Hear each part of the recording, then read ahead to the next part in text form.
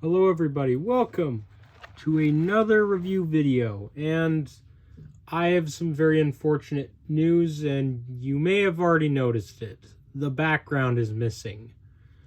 I do not know where it went. It is gone, because here's the thing, I don't usually keep the background up all the time, because I only do it when I'm doing review videos, and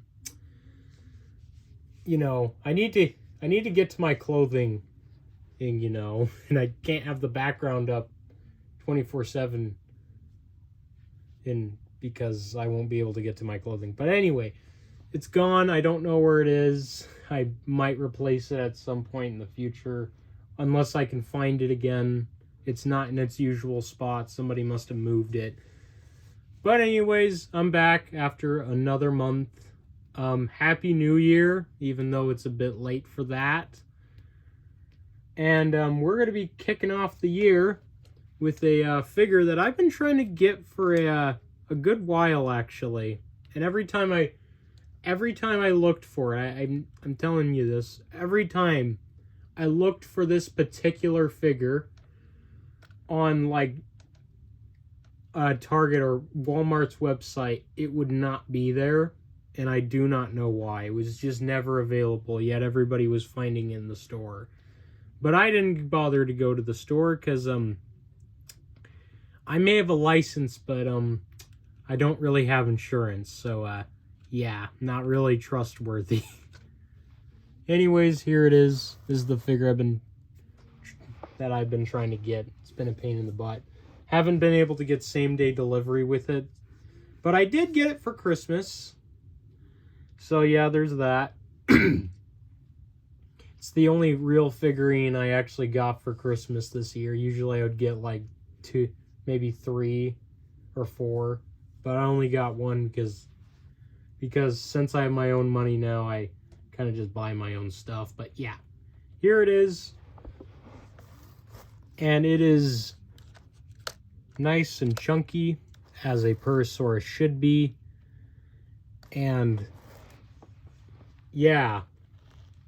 Anyways, let's just get right into it. Starting off at the head here, we got some nice scoots and some scoots for the lips, I guess you could say. I don't know. You also got some nice scaling up here. It's not really, honestly, it's not that great. It's very soft. This part's pretty decent, but this part is very glossy for some reason. I don't know why the part of this snout is glossy and this isn't. It's a very weird look. And bottom of the bottom looks a little better with the scaling. It's not perfect. Again, it's very light detailing, which really should not be the case. And then of course you got some more of those rubber teeth. Those nice rubber teeth by Mattel. For some reason, there's no teeth here between these two. Probably for these teeth to be there. The bottom teeth. I don't know why Mattel felt like bottom teeth were more important, but whatever. You also got some detail in the mouth. Can't really see it. So I turn it over there. There you go. It's not great. It's very light work, but the tongue is much more detailed. Got a lot more detail on the tongue. If I can get it on camera, get that. There you go. That's a good look at it. As you can see, the tongue is much better than the top of the jaw, but by no means is that perfect, or means that it's really good. And of course on the neck you already kind of saw, but the back is where the detail is. The back has some very, very nice scaling and osteoderms all over it. It looks really good. I really, really, really like this.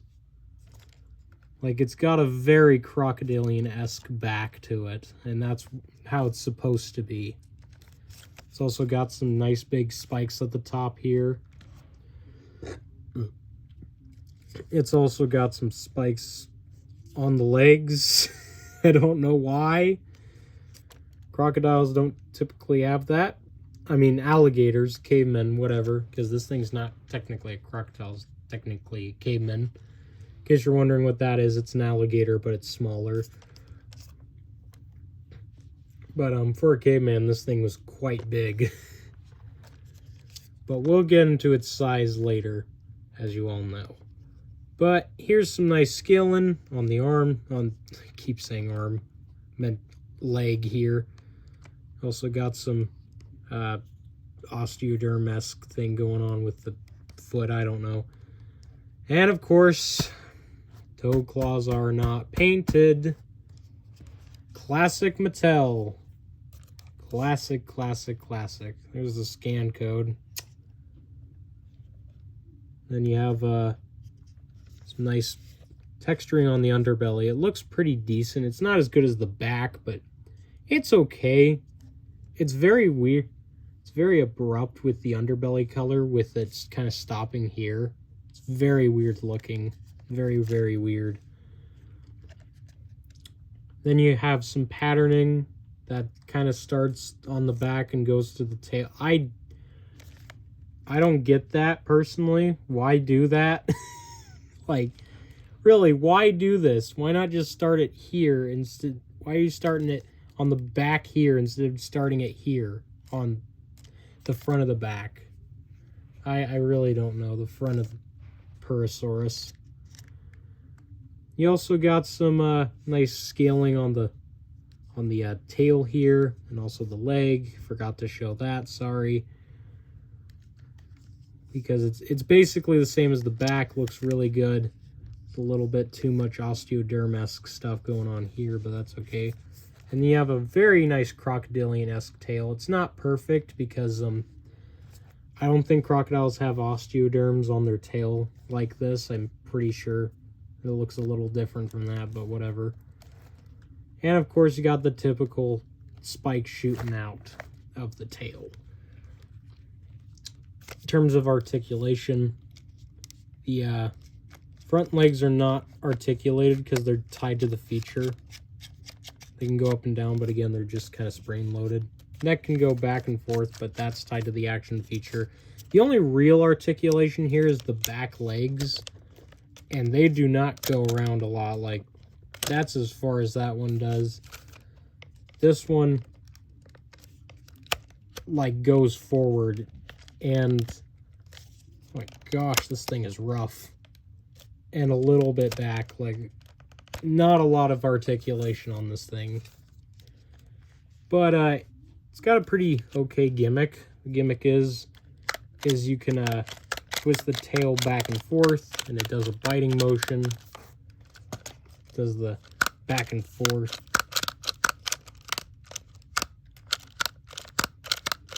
Poorly shown on camera there. But you can also twist the tail, and its legs will also go up. Its front legs go up depending on which side you twist it at. And it does the biting feature, and its neck goes around and all that, you know, all that jazz. Oh yeah, the tail also articulates. Don't know why the tip of the tail articulates like that. It's not very necessary. But overall, pretty decent toy overall, I would say. If you're just looking for a typical cool crocodile-like toy for your collection, then this is probably the one for you. Even if the paint job is a little simple and kind of meh looking. I like the blue, but I think they could have done a little bit more to it. Like, I think they should have taken this much darker blue on the head, top jaw here, and spread it all across the body all the way down, instead of just transferring it to a light blue, which does not look that great. I do think it also could have used some more underbelly paint, and the texture here could have been more of that in terms of the paint. And also toe claws. Mattel, stop skipping out on those, seriously. It's getting tiring. But yet again, they don't listen. Anyways, size comparison time. Next to my childhood T-Rex, here it is. As you can see, it's quite a bit It's obviously bigger than the T-Rex. Doesn't look too big compared to it, but trust me, it's quite big actually. But obviously this thing's bigger than it.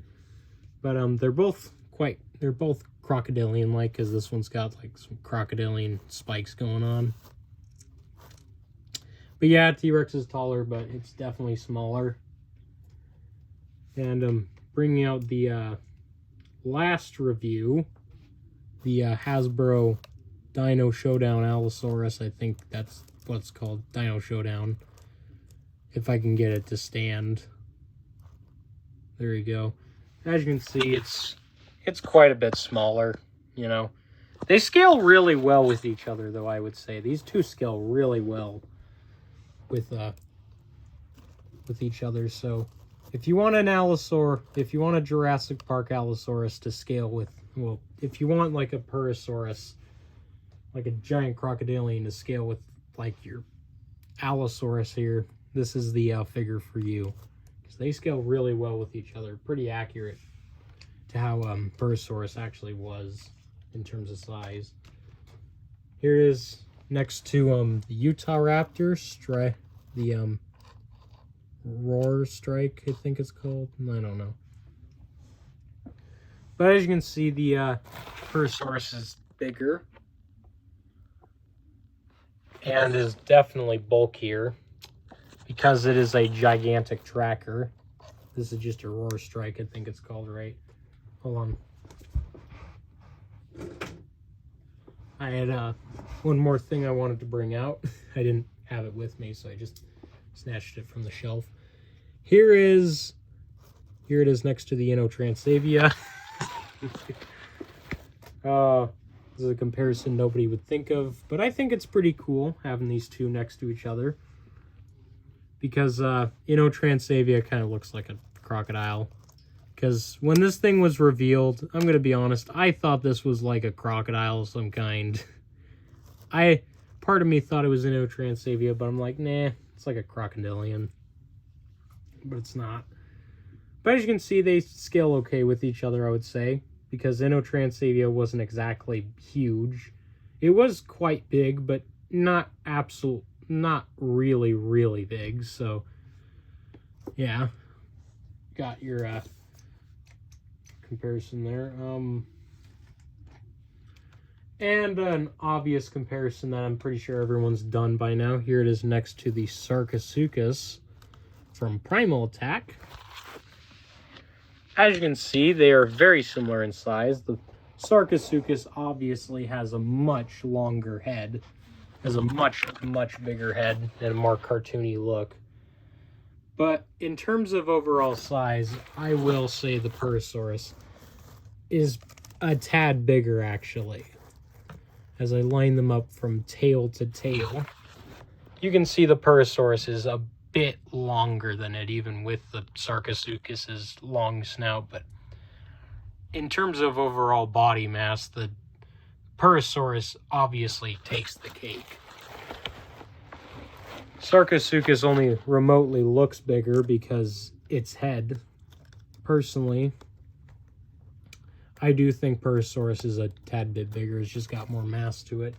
Plus, I think the Purusaurus is just a better toy in general. Obviously, this one has like more articulation and all that. Like, this one's a bit more fun when it comes to a toy, but when it comes to appearance, I would say this one definitely looks a bit better because it's more natural looking, because it's got smaller, because its eyes aren't like really big and goofy like this one, and its head isn't oversized. Another comparison, give you an idea of its size. Here it is next to the Target exclusive Danger Pack. I can't remember the name of it. Spinosaurus. As you can see, the Spino is actually longer and a little bit bigger, which is unfortunate because Purusaurus was quite big. I'd say these two do scale pretty well with each other because I'm pretty sure Spinosaurus was technically longer than Purusaurus. So they scale okay with each other, although I do feel like Purusaurus would be a bit bulkier. But now to really show you this thing's unfortunate real colors. Here it is next to the Habitat Defender Triceratops. As you can see, it is quite a bit smaller, which is very inaccurate because Purusaurus absolutely would be huge. Is supposed to be really, really big. Like, this thing is supposed to be massive, and it isn't. It's meant to be similar in size to that of Deinosuchus. Which, there is no Mattel Deinosuchus, but if there is, I really hope Mattel does not make it a gigantic tracker, even though I know they will, which is unfortunate. But, here it is next to your classic 93 classic T-Rex. As you can see, the T-Rex is bigger, unfortunately, by quite a bit. And the final comparison, here it is next to the Kenner Red Rex. If I can get it to stand up. There you go. Here it is next to the Red Rex by Kenner, and as you can see, it's quite a bit smaller. So yeah, Mattel really should have made this thing bigger. Again, Purusaurus is meant to be quite large in size, but it's another case of Mattel making what is a large carnivore rather small in size, because I guess they're just too scared to make it big because they're afraid it won't sell, because nobody knows what it is. Plus, I guess they just want to make some more affordable figures, but whatever. You may notice I also didn't bring out the bull. That's because the bull that's because I've collected some more vintage figures. So much to the point where the bull is basically just kind of buried in them, and I would have to move them all out of the way to get bull back in there. Plus, bull knocked over, or bull was already a pain to get out of his spot to begin with. So that's why the bull T-Rex will not be in any no longer be in any future comparisons, and will be in fewer future comparisons because he's just a pain to get out at this point, and I don't want to go through the effort of getting him out. But yeah, that's the Purusaurus by Mattel. I will give this figure a solid, I'll give it like a 7 out of 10. It's okay, but it's not great. It really is lacking in size and paint, and if it just had those things fixed with it, then it would be like a 9 out of 10 if they fixed those things, but Mattel does not Mattel doesn't seem to be making these carnivores that are supposed to be larger anytime soon. So yeah, that's unfortunate. Although it does look like Mattel will possibly be releasing a new Liplorodon this year in the gigantic tracker's size. And they'll also be releasing a Dunkleosteus, but unfortunately it'll be like in the size of the Strike Attack. In case you're wondering what that is, it's basically the size of this guy. Not very big considering how Dunkleosteus is depicted in the movie. Even though it's a severed head, you can tell it was quite large. But yeah. Anyways, leave your thoughts on this figure in the comments. Tell me what you guys think. And I will be posting a new video. I'll hopefully be posting more frequently. And I will see you all in the next video.